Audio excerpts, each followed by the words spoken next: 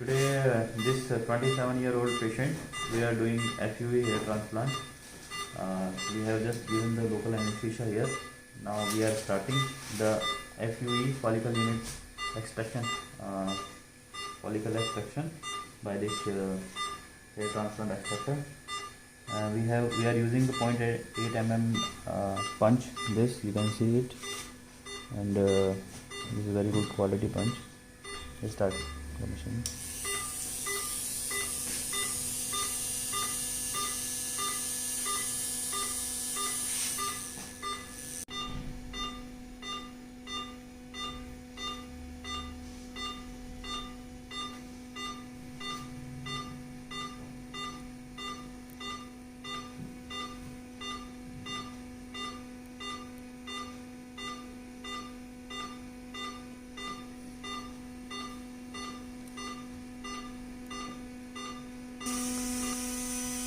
Here you can see the roots of each hair follicle.